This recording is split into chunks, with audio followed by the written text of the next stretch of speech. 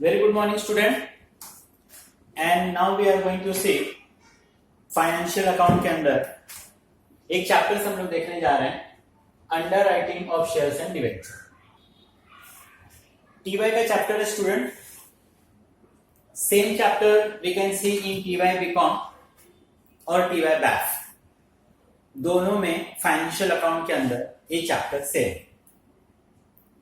Student, मैंने आपको बार बार समझाया कि कोई भी एक्स वाई जेड आप जब सब्जेक्ट्स पढ़ते हो तो उस सब्जेक्ट्स में चैप्टर का उस मीनिंग, चैप्टर्स हम क्यों पढ़ते हैं, पढ़ने के पीछे रीजंस क्या है, ये आप पहले समझो तो वो चैप्टर्स आपके लिए थोड़ा इजी हो जाता है और लॉन्ग लास्टिंग आपको वो चैप्टर्स रिमेंबर रहता है।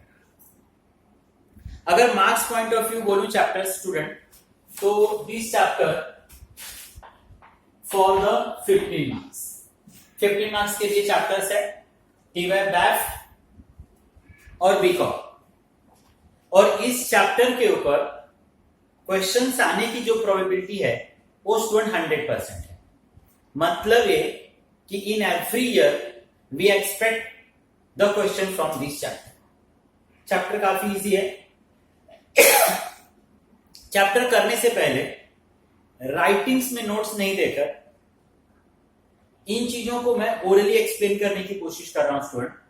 ये चैप्टर्स अगर ओरली आपको समझ में आ जाता है तो राइटिंग नोट्स की आपको जरूरत नहीं है और ये चैप्टर्स लॉन्ग लास्टिंग आपको ध्यान में रहेगा। चैप्टर का इंपॉर्टेंस स्टूडेंट ऑलरेडी मैंने आपको समझा दिया। चैप्टर्स के अंदर दो हम लोगों को छोटे छोटे कैलकुलेशंस करना रहता है। एक हम कैलकुलेशंस करते हैं जिसमें अंडर राइटर्स की हम लायबिलिटी डिसाइड करते हैं, नंबर्स ऑफ शेयर्स का कैलकुलेशंस करते हैं। नेक्स्ट एक छोटा सा हम लोग कैलकुलेशंस करते हैं जिसमें रुपीस का कैलकुलेशंस करते हैं। And third is the journal entry. Journal entries देखोगे स्टूडेंट 3 to 4 जर्नल एंट्रीज है, वही जर्नल एंट्री उसके अंदर रिपीटेड है। तो क्वेश्चंस काफी इजी है और इस पे 15 मार्क्स का क्वेश्चन है and every year we expect.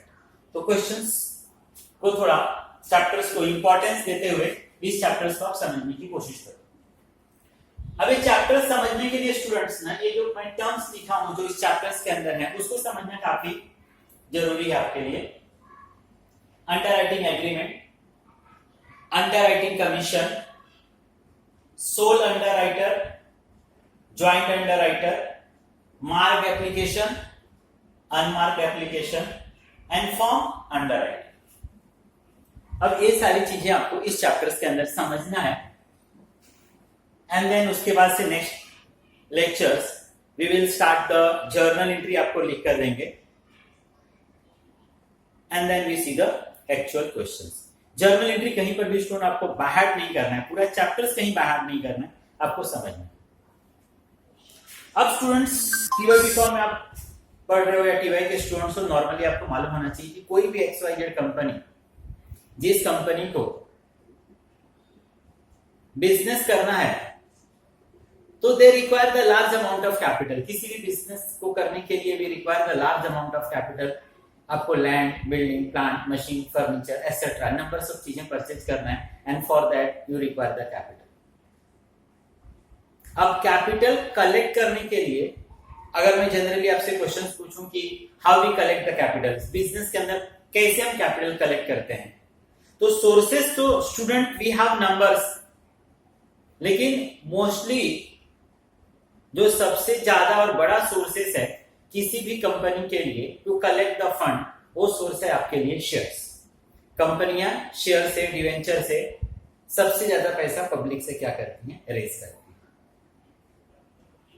तो कोई भी एक्स वाई जेड कंपनी है स्टूडेंट, जैसे आप निगली कंपनी आज जाके स्टार्ट करो, पब्लिक से बोलो कि public we need the fund, मुझे फंड की जरूरत है, तो no one will invest the money. जल्दी आपके पास कोई आदमी पैसा इन्वेस्ट करने वाला नहीं। तो कोई भी एक्स वाई जेड बिजनेस है, उस बिजनेस को स्टार्ट करने के लिए पहले 2 लोग, 4 लोग, 5 लोग, 10 लोगों को एक साथ आना पड़ेगा, इकट्ठा होना पड़ेगा, सामने आना पड़ेगा।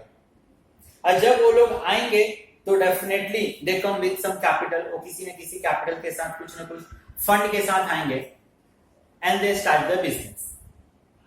तो वो लोग जो 2 लोग, 3 लोग या एक ग्रुप है, जैसे रिलायंस ग्रुप है, टाटा ग्रुप है, रेनबैक्सी ग्रुप्स है, ये लोग आकर अगर किसी तरीके का कोई न्यूली बिजनेस लॉन्च करते हैं, बिजनेस स्टार्ट करते हैं, तो ये जो सारे लोग या वो पर्सन जो इस बिजनेस को स्टार्ट करते हैं, इन सारे लोगों को हम लोग फाउंडर मेंबर बोल सकते हैं, इन लोगों को हम प्रमोटर्स बोल सकते हैं। तो ये प्रमोटर्स होते हैं। तो अभी सपोज कि यहाँ पर टाटा ग्रुप्स आता है एंड दे डिसाइड कि चलो एक बिजनेस स्टार्ट करते हैं, एक बिजनेस करते हैं, एंड सपोज उस बिजनेस को करने के लिए एक एग्जांपल 10,000 करोड़ चाहिए। उस बिजनेस को करने के लिए 10,000 करोड़ चाहिए। तो आप कोई भी ऐसा बिजनेस नहीं देखोगे कि जो प्रमोटर्स है, जो फाउंडर मेंबर्स है, एंटायर अमाउंट अपना खुद का इन्वेस्ट कर रहे हैं। अब अगर इस बिजनेस को करने के लिए दे रिक्वायर द 10,000 करोड़, तो डेफिनेटली इसमें से टाटा ग्रुप क्या करेगा? एक एग्जांपल 2,000 करोड़, 1,000 करोड़ अपना खुद का पैसा इन्वेस्ट करेगा, अपना ओन इन्वेस्टमेंट रहेगा, and rest of the amount जो 8,000 करोड़ है वो किससे वो इकट्ठा करने का सोचेगा? वो सोचेगा कि मैं पब्लिक से ये पैसा क्या करूं? रेज करूं। 8,000 crore, rest of the amount they collect from the public. Public से वो पैसा रेज करेगा। स्टूडेंट, कंपनी एक्ट का रूल है कि जो भी आप फंड पब्लिक से कलेक्ट करने जा रहे हो, जो भी आप शेयर्स पब्लिक को इशू करने जा रहे हो, तो जो भी आप शेयर्स इशू कर रहे हो 90%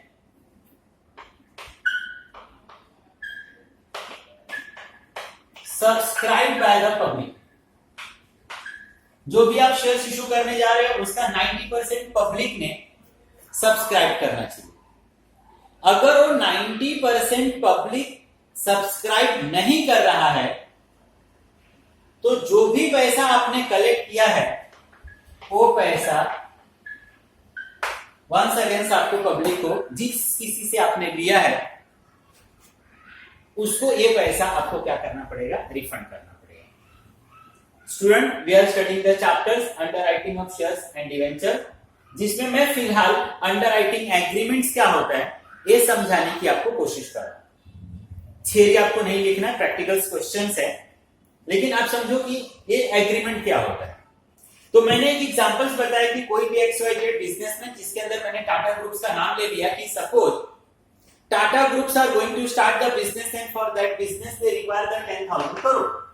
उनको 10,000 करोड़ चाहिए। किसी भी बिजनेस के अंदर आप देखोगे कि एंटायर अमाउंट पब्लिक से इकट्ठा नहीं होता है। जो उसके प्रमोटर्स होंगे, जो फाउंडर्स मेंबर होंगे, definitely they invest some part of amount. तो मैंने एक एग्जांपल्स आपको बताया कि इस 10,000 करोड़ में से 2,000 करोड़ टाटा ने खुद से इन्वेस्ट करने का डिसाइड किया। ऐसे भी देखोगे कि 90% ही पब्लिक से हम रेस्ट कलेक्ट करते हैं, 10% उसमें फाउंडर मेंबर्स के लिए, उनके रिलेटिव्स के लिए, उनके फ्रेंड सर्कल के लिए रिजर्व्स रहता है। तो जैसे एक एग्जांपल मैंने बताया कि 10,000 करोड़ में से 2,000 करोड़ अगर एक खुद का लगा रहे हैं, तो इनको 90% या 8,000 करोड़ किससे उनको कलेक्ट करना पड़ेगा? तो पब्लिक से कलेक्ट करना पड़ेगा। अब 8,000 पब्लिक से उनको कलेक्ट करना। इसके बाद मैंने आपको बता दिया कि कंपनी एक्ट का एक रूल है कि जो भी आप शेयर्स इशू कर रहे हो उसका 90% पब्लिक ने सब्सक्राइब करना चाहिए, पब्लिक कंट्रीब्यूशन से आपको मिलना चाहिए। अगर वो 90% पब्लिक सब्सक्रिप्शन से नहीं मिलता है, पब्लिक सब्सक्राइब नहीं करती है, तो जो कुछ फंड आपने कलेक्ट किया है वो फंड आपको पब्लिक को रिटर्न करना पड़ेगा। अब इस तरीके का रूल्स क्यों बनाया गवर्नमेंट ने? इसके पीछे का लॉजिक क्या है स्टूडेंट? अब इसके पीछे का लॉजिक ये है, जैसे फॉर एग्जांपल इस 10,000 करोड़ में से हम टोटल 5,000 करोड़ ही कलेक्ट कर पाए, 6,000 ही कलेक्ट कर पाए, तो टोटल 10,000 में से एक एग्जांपल हम 5,000 ही कलेक्ट कर पाए, तो अभी भी कंपनी के पास 5,000 करोड़ का शॉर्टफॉल है। तो 5000 करोड़ का जो शॉर्टफॉल है 50% ही कंपनी कलेक्ट कर पाया। एंटायर अमाउंट में से 50% उसका बाकी है।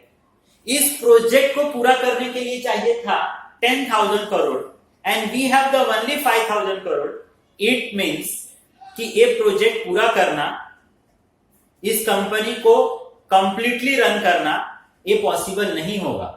और वह लोग जिन्होंने 5,000 करोड़ के अंदर अपना कंट्रीब्यूशन दिया हुआ है उनको एक हेवी लॉस होगा, क्योंकि कंपनी के पास 5,000 करोड़ का शॉर्टफॉल है, 50% ही अमाउंट है। 10,000 करोड़ का काम 5,000 करोड़ में होने वाला नहीं। मतलब जिन्होंने पैसा दे दिया उनको भी शायद हेवी लॉस होगा, उनको भी अपनी रिकवरी नहीं होगी, शेयर मार्केट से उनका ट्रस्ट खत्म हो जाएगा।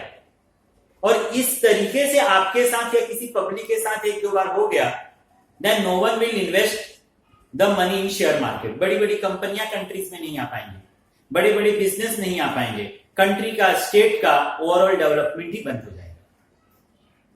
तो गवर्नमेंट ने काफी सोच समझ के रूल बनाए कि देख, अगर 90% पैसा तू कलेक्ट नहीं कर पाता, इसका ये मतलब एक तरह से कि यू आर नॉट क्वालिफाइड, आपके ऊपर पब्लिक को ट्रस्ट नहीं है, आप कंपनी रन करने लायक नहीं हो। तो जिन लोगों ने आपको पैसा दिया प्लीज गिव रिटर्न, आप उनका पैसा क्या करो, रिटर्न करो। तो यहां पर प्रॉब्लम से है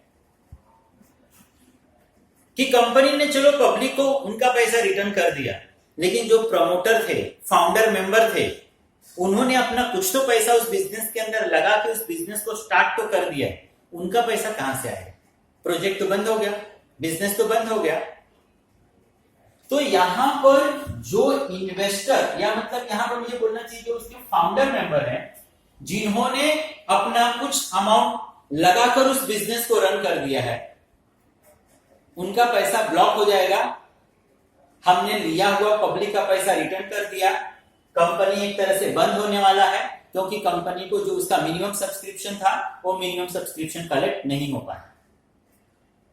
तो यहां पर ये फाउंडर मेंबर, ये प्रमोटर्स, ये लोग जो इस कंपनी को स्टार्ट कर रहे हैं, वो अपने आप को प्रोटेक्ट करने के लिए, अपने आप को सेव करने के लिए एक ऐसे बंदे को सर्च करते हैं, ऐसे लोगों को सर्च करते हैं जो लोग इनको इस चीज की गारंटी देते हैं कि सर जो मिनिमम सब्सक्रिप्शन का पैसा कलेक्ट करना है आप उसका टेंशन मत लो, मैं वो पैसा आपको कलेक्ट करके दूंगा।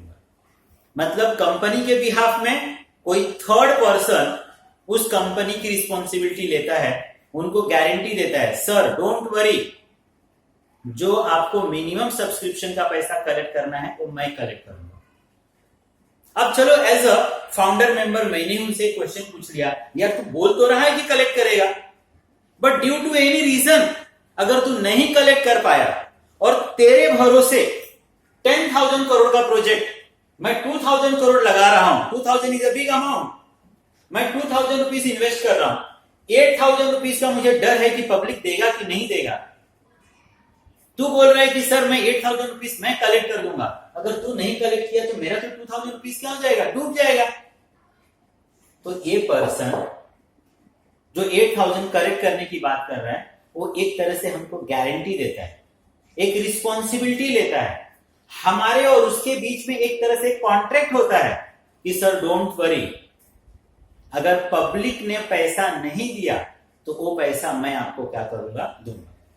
मतलब on that date we totally safe 10,000 crore का प्रोजेक्ट, 2,000 करोड़ सपोज मैं लगा रहा हूं, एज अ ओनर मुझे टेंशन था 8,000 करोड़ का।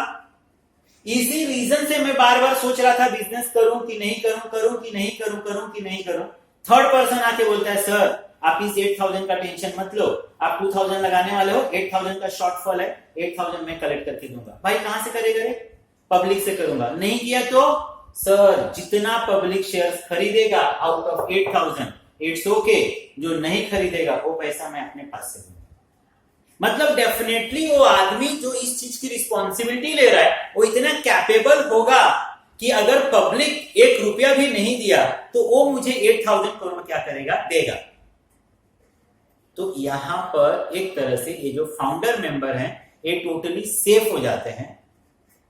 कंपनी एक्ट का जो रूल्स है कि 90% मिनिमम सब्सक्रिप्शन आपने कलेक्ट करना चाहिए, ये एक तरह से इसकी गारंटी कोई थर्ड पर्सन ले लेता है। तो जो हमारे और थर्ड पर्सन के बीच में जो ये एग्रीमेंट होता है ना स्टूडेंट, उसी को हम लोग बोलते हैं अंडरराइटिंग एग्रीमेंट। जो बंदा इस चीज की रिस्पॉन्सिबिलिटी लेता है, जो आदमी इस चीज की रिस्पॉन्सिबिलिटी लेता है स्टूडेंट, उसी को हम लोग बोलते हैं अंडरराइटर। अब एज अ अंडरराइटर ये काम करने वाले मार्केट में बहुत सारे ऐसे लोग हैं। इसके अंदर आपको एज ए इंडिविजुअल भी मिल सकते हैं, बड़ी बड़ी फर्म मिल सकती हैं, बैंक मिल सकता है, बड़े बड़े इंस्टीट्यूट्स मिल सकते हैं जो किसी कंपनी के लिए एज अ अंडरराइटर्स क्या करते हैं, काम करते हैं। बहुत सारी बैंकें हैं जो किसी कंपनी के लिए एज अ अंडरराइटिंग काम करती हैं। अगर पब्लिक ने पैसा दिया तो ठीक, नहीं तो वो बैंकें उनको अपने बिहाफ में उतना फाइनेंस करेंगे, वो इन शॉर्ट उतना उस कंपनी का शेयर्स क्या करेंगे, वो लोग परचेज करेंगे। तो जो लोग हम लोगों को हमारा मिनिमम सब्सक्रिप्शन कलेक्ट करने की गारंटी देते हैं स्टूडेंट, उन्हीं को हम लोग बोलते हैं अंडरराइटर। और हमारे और उनके बीच में जो टर्म्स एंड कंडीशंस डिसाइड होते हैं, जो एग्रीमेंट होता है, उसी को हम लोग बोलते हैं अंडरराइटिंग एग्रीमेंट। तो यहाँ पर स्टूडेंट हमने देखा अंडरराइटिंग एग्रीमेंट। अब स्टूडेंट जो थर्ड पर्सन हमारे पास आके दौड़ के या हम उसके पास गए, आज वो इतना इजीली बोल रहा है कि यार sir you don't worry, public पैसा नहीं देगा तो मैं पैसा दूंगा। तो स्टूडेंट क्या वो सोशल रिस्पॉन्सिबिलिटी या वो समाज सेवा के लिए ये सब काम कर रहा है क्या? नहीं, वो सोसाइटी को हेल्प करने के लिए, समाज की सेवा के लिए बड़ी बड़ी कंपनियां इंडिया में आए, लोगों को जॉब मिले, गवर्नमेंट को टैक्स मिले, इसके लिए काम नहीं कर रहा है, वो खुद के लिए काम कर रहा है। तो खुद के लिए किस तरीके से काम कर रहा है? जो भी वो पैसा हम लोगों को कलेक्ट करके देगा, जो भी वो पैसा हमको कलेक्ट करके देगा, they charge the commission on that. वो उसके ऊपर क्या चार्ज करता है? कमीशन। आप देखोगे अंडरराइटर का कमीशन एक 5% होता है। जो भी अंडरराइटर्स हम लोगों को फंडिंग कलेक्ट करके देगा या कलेक्ट करके देने में हेल्प करेगा, उसके ऊपर वो कमीशन लेगा। और वो कमीशन अराउंड कितना चार्ज होता है या कितना कमीशन लेता है? 5% के आसपास वो कमीशन क्या करता है, हमसे चार्ज करता है। तो ये है हमारा अंडरराइटिंग कमीशन। अब इस अंडरराइटिंग कमीशन के अंदर स्टूडेंट्स थोड़ा सा इस चीज का ध्यान दो। एक दूसरा एग्जांपल, सपोज 1000 शेयर्स इशू करना है, 1000 शेयर्स इशू करना है। अब जैसे इसके पहले ही मैंने आपको बता दिया स्टूडेंट की जो शेयर्स इशू करेगा कंपनी, तो उसमें से कुछ शेयर्स है ना प्रमोटर के लिए, फाउंडर मेंबर बोलो आप, उनके फ्रेंड्स के लिए, रिलेटिव्स के लिए। अब यहां पर प्रमोटर्स हो गया, एम्प्लॉय हो गया, फ्रेंड्स हो गया, एसेट्रा। इनके लिए अराउंड एक 10% शेयर्स रिजर्व रहता है। जैसे 1000 शेयर्स इशू करना है, अगर मैं 10% भी लूं तो 100 और रेस्ट फ्रॉम द पब्लिक 900। तो स्टूडेंट यहां पर जो अंडरराइटर को कमीशन मिले, वो कमीशन किस पे मिलना चाहिए? इस 1000 शेयर्स पे मिलना चाहिए कि 900 शेयर्स पे मिलना चाहिए? आप खुद सोचो। यस, ये जो शेयर्स है ना स्टूडेंट, ये तो promoters, employ, founder member purchase ही करने वाले हैं। इसके लिए अंडरराइटर कोई वर्क नहीं कर रहा है, इसके लिए वो काम नहीं कर रहा है। ये तो कंफर्म है कि जो उस कंपनी के लोग हैं, उनके फ्रेंड्स हैं, रिलेटिव्स हैं, फाउंडर मेंबर्स हैं, वो लोग परचेज करेंगे। इसके लिए प्रमोटर कोई काम, इसके लिए अंडरराइटर कोई काम नहीं कर रहा है। काम किसके लिए कर रहा है? ये 900 के लिए। तो जो भी कमीशन अंडरराइटर को मिलेगा वो किस इश्यू के ऊपर मिलेगा? Shares issue to the public. जो वो शेयर्स पब्लिक को इश्यू करेंगे, पब्लिक से जो शेयर इशू करके फंड कलेक्ट करेंगे, उसके ऊपर उनको मिलेगा। अब यहां पर एक क्वेश्चन और रेज होता है स्टूडेंट कि जो कंपनी शेयर्स इशू करता है, we issue the shares face value. कभी कभी आप देखते हो कि कंपनी फेस वैल्यू पे शेयर्स इशू करता है और कभी कभी कंपनी प्रीमियम पे इशू करता है। फेस वैल्यू और at premium. Suppose 1000 shares of ₹10 each issued at 12, तो 10 each, 10 is a face value और 12 is a premium। अब वंस अगेन कितनी बार स्टूडेंट इस चीज को लेके कंफ्यूज होता है कि अंडर राइटर को जो कमीशन मिले वो 900 इंटू 10 9000 पे मिलना चाहिए कि 900 इंटू 12। अब उसको किस अमाउंट के ऊपर कमीशन मिलना चाहिए? तो स्टूडेंट यहां पर जब कभी भी कमीशन मिलेगा अंडर राइटर को, वो इशू रेट प्रीमियम पे मिलेगा। अंडर राइटर मैंने आपको बताया आपके लिए एजेंट, आपके लिए फंड कलेक्ट करने का काम कर रहा है। तो आपका शेयर्स का वैल्यू 12 रुपीज है, मतलब पब्लिक को जो उसने कन्विंस किया वो 10 के लिए कन्विंस किया कि 12 के लिए कन्विंस किया? तो उसने 12 के लिए कन्विंस किया। उस अंडर राइटर ने स्टूडेंट आपको 10,800 कलेक्ट करके लाके दिया, तो डेफिनेटली जो आप उसको कमीशन भी दोगे वो कमीशन किसके ऊपर दोगे? तो एट प्रीमियम के ऊपर देंगे। कमीशन किसके ऊपर देंगे हम लोग? प्रीमियम के ऊपर देंगे। लेकिन रेयरेस्ट रेयर ऐसा कहीं पर आपको क्वेश्चंस मिले जहां पर क्वेश्चंस ने इंस्ट्रक्ट किया हुआ है, अलग से एक लाइन लिखकर उसने दिया हुआ है, अलग से we have the instruction commission at face value, commission at issue price, तो उस समय अपना दिमाग मत चलाना एक्स्ट्रा कि नहीं यार उसने तो प्रीमियम कलेक्ट करके प्रीमियम वाले अमाउंट को कलेक्ट करके दिया। हमारा उस समय काम होता है उस क्वेश्चन के इंस्ट्रक्शन को क्या करना? फॉलो करना। आई होप स्टूडेंट, तो यहां पर जो मैंने 2-3 चीजें आपको बताया, सबसे पहले तो मैंने बता दिया आपको यहां पर कि एग्रीमेंट क्या होता है, अंडर राइटिंग एग्रीमेंट्स क्या होता है। तो मैंने आपको बताया कि प्रमोटर, फाउंडर मेंबर और एजेंट, इन दोनों के बीच में एक तरह से एग्रीमेंट होता है जिसके अंदर एजेंट, अंडर राइटर इस चीज की रिस्पॉन्सिबिलिटी लेता है, एक कॉन्ट्रैक्ट में वो इंटर होता है कि सर मैं आपको आपका मिनिमम सब्सक्रिप्शन का पैसा कलेक्ट करके दूंगा। तो उसी को हम लोग बोलते हैं underwriting agreement. Then underwriting commission, मैंने बताया कि वो जो ब्रोकर, वो अंडर राइटर जो आपको आपका मिनिमम सब्सक्रिप्शन का पैसा कलेक्ट करके देगा, वो मैंने बताया कि डेफिनेटली आपके लिए फ्री में काम करने वाला नहीं, उस बंदे का वही नेचर ऑफ वर्क ही है। तो जो आपको वो फंड कलेक्ट करके देगा उसके ऊपर हमको कमीशन देना रहता है। और मैंने बताया कि नॉर्मली कंपनी एक्ट के हिसाब से आप कमीशन देखोगे तो अंडर राइटर का कमीशन कितना है? 5%। अब इससे अप्स एंड डाउन अगर क्वेश्चंस के अंदर दिया होगा तो वंस अगेन में बोलूंगा we follow the instruction. Otherwise as per company rule जो अंडर राइटर को कमीशन मिलता है वो कमीशन कितना होता है? 5%।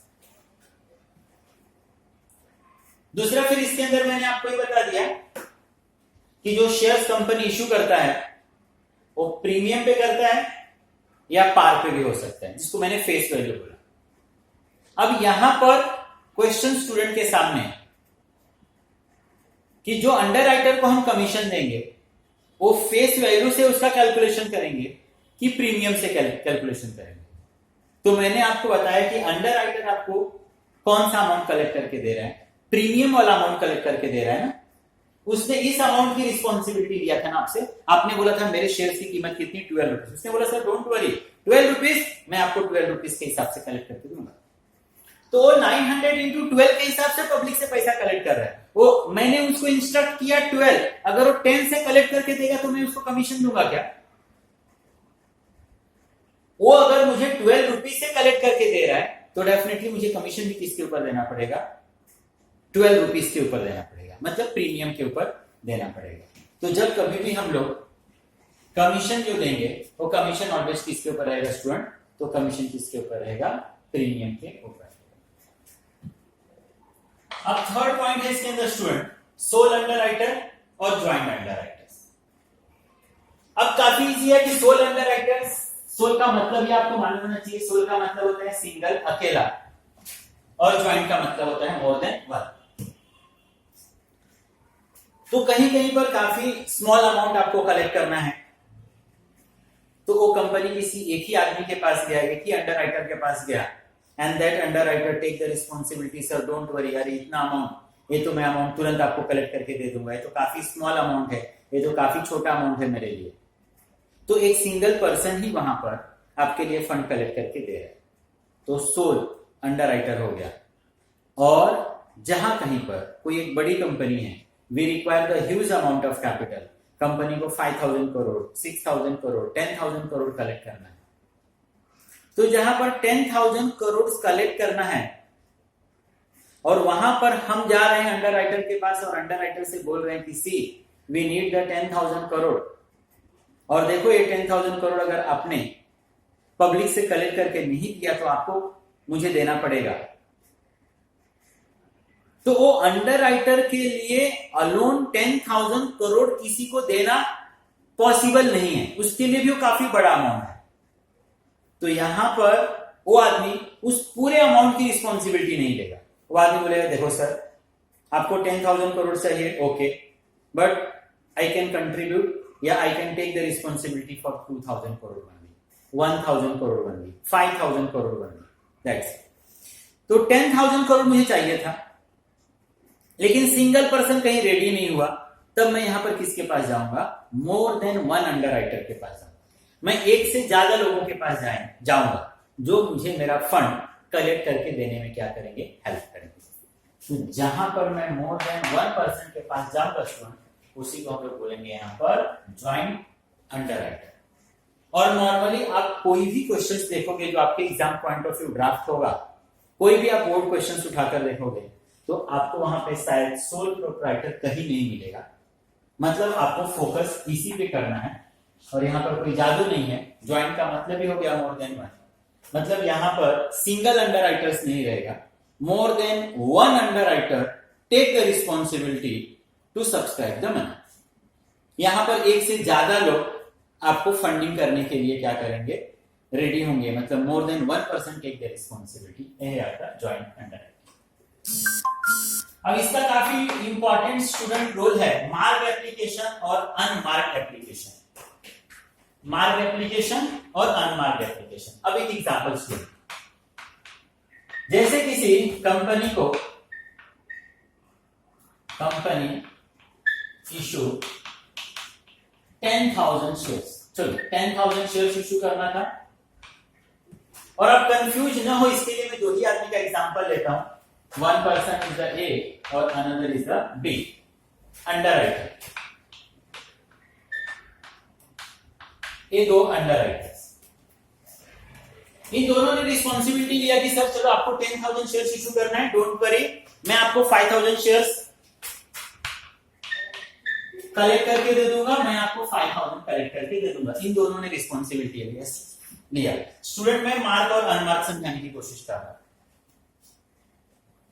अब इन दोनों ने 5,000 का रिस्पॉन्सिबिलिटी लिया, ये दोनों पब्लिक से शेयर्स, पब्लिक को शेयर्स इशू करते गए, टाइम टू टाइम कंपनी को भेजते गए, कंपनी के पास भी शेयर्स आता गया। अब कंपनी को कैसे मालूम पड़ेगा एट द एंड कि बी ने इसमें से कितना इशू किया और ए ने कितना इशू किया? कंपनी के पास एक बहुत बड़ा क्वेश्चन क्रिएट होगा, बाद में इन दोनों के बीच में कंफ्यूजन होगा, क्योंकि ए ने 5,000 की रिस्पॉन्सिबिलिटी लिया, बी ने 5,000 की रिस्पॉन्सिबिलिटी लिया।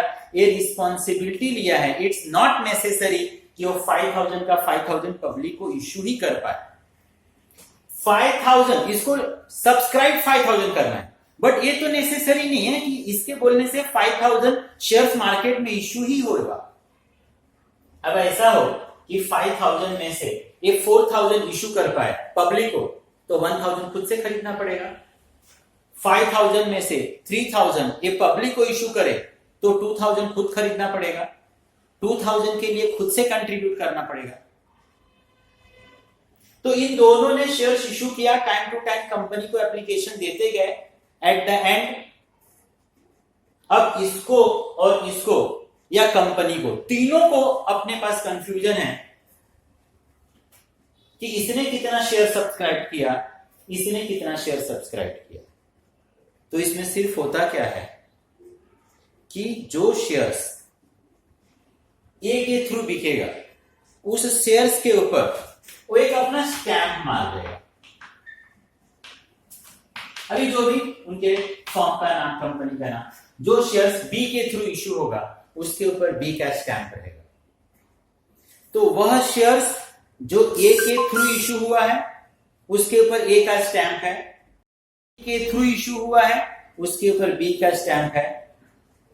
इसी को हम लोग बोलेंगे मार्क एप्लीकेशन। इसको हम लोग क्या बोलेंगे? Mark application.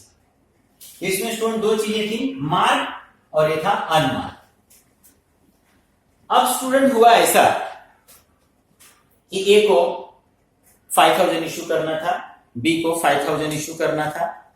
एक एग्जांपल, इसके थ्रू 4000 इशू हुआ, इसके थ्रू 3000 इशू हुआ। 4 + 3 7000 शेयर्स। लेकिन कंपनी देखता क्या है कि कंपनी के पास 8000 एप्लीकेशन आया। कंपनी के पास कितना एप्लीकेशन आ गया? 8000। मार्क एप्लीकेशन मैंने बता दिया, 2 shares issued by the A का stamp, 2 shares issued by the B का stamp. These are the marked application. एक एग्जांपल मैंने बताया, ए ने 5000 शेयर्स इशू करना था, उसके थ्रू 4000 हुआ। बी ने 5000 करना था, उसके थ्रू 3000 हुआ। 4 + 3 7000 टोटल शेयर्स इशू हुआ ए और बी के थ्रू। बट कंपनी ने जब अपना रिकॉर्ड देखा तो कंपनी ने क्या देखा कि company have the 8000 shares, company received the 8000 application. तो ये 1000 जो एक्स्ट्रा हुआ वो ना तो ए से हुआ ना तो बी से हुआ, ना तो ए ने उसको इशू किया ना तो बी ने इशू किया। ये पब्लिक ऐसी पब्लिक थी जिन्होंने डायरेक्ट कंपनी के पास से जाके उस शेयर्स क्या किया? परचेज किया।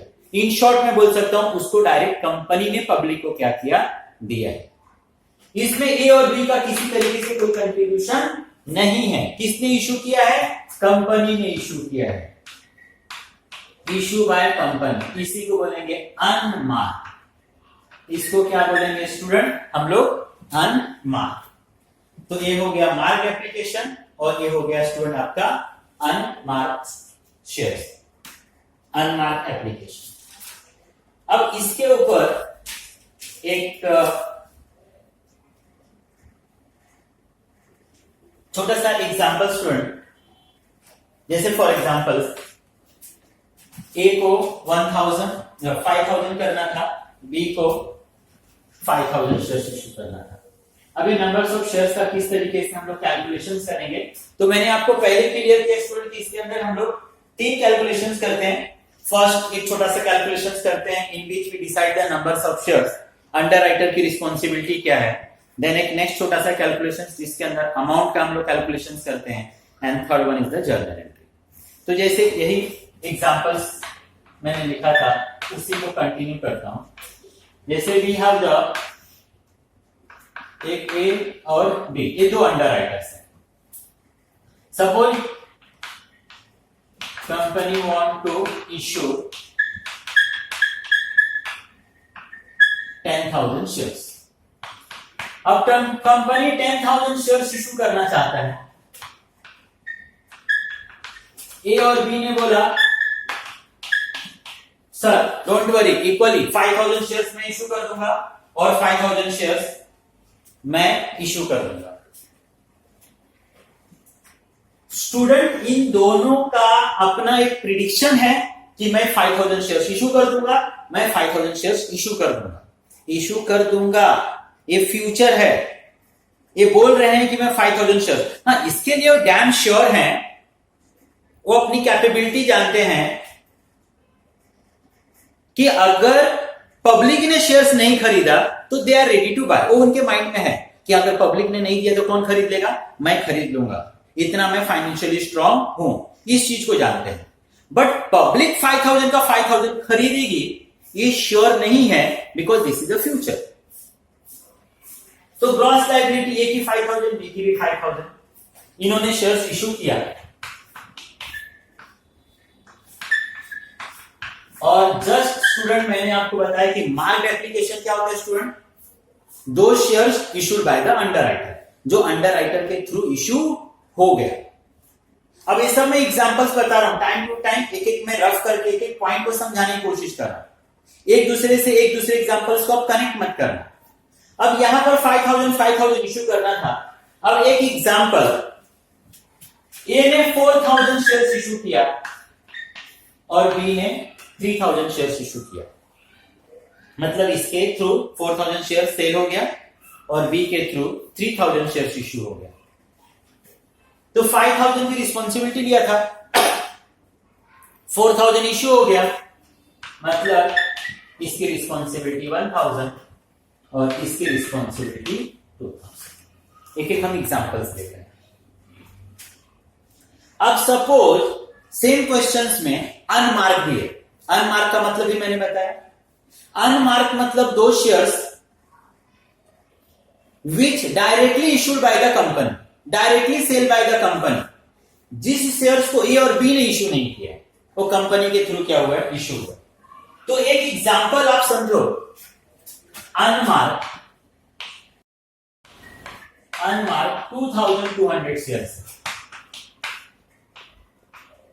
अनमार्क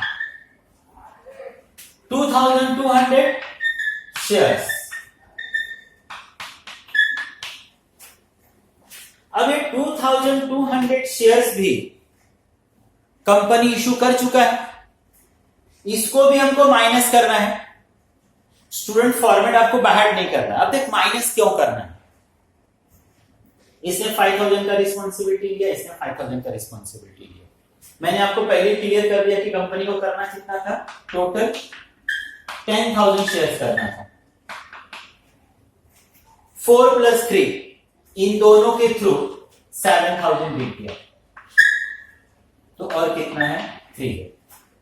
मैं सेम टाइम ये भी बोल रहा हूं ना कि 2200 ऑलरेडी कंपनी ने इशू कर दिया है। अगर इस 2200 को मैं इसमें से माइनस ना करूं, कंपनी इसमें से माइनस ना करे और कंपनी ये को बोले कि ए आपने 5000 का रिस्पॉन्सिबिलिटी लिया था, 4000 आपके थ्रू इशू हो गया, चलो 1000 आप परचेज करो, ये बोलेगा yes sir I am ready to purchase the 1000। B को बोले बी आपने 5000 का रिस्पॉन्सिबिलिटी लिया था, 3000 आपके थ्रू इशू हो गया, चलो 2000 परचेज करो। मतलब अगर कंपनी इनसे 3000 शेयर्स लेने के लिए कहे और ये लोग 3000 शेयर्स ले ले, तो कंपनी का पहले 7000 शेयर्स सेल हो चुका है, 3000 ये लोग ले लेंगे, 10,000 हो जाएगा और ऑलरेडी कंपनी के पास 2200 शेयर्स है, तो ये ओवर सब्सक्रिप्शन हो जाएगा। कंपनी का टोटल शेयर्स कितना बिक जाएगा, 12,200, जबकि कंपनी को टोटल सेल्स कितना करना है, कंपनी को टोटल सिर्फ और सिर्फ कितना शेयर्स सेल्स करना है, 10,000। कंपनी ओवर सब्सक्रिप्शन नहीं कर सकता। कंपनी ने पहले क्या बोला है, कंपनी को कितना शेयर्स इश्यू करना है, 10,001। तो मैं फिर से रिपीट कर रहा हूं स्टूडेंट,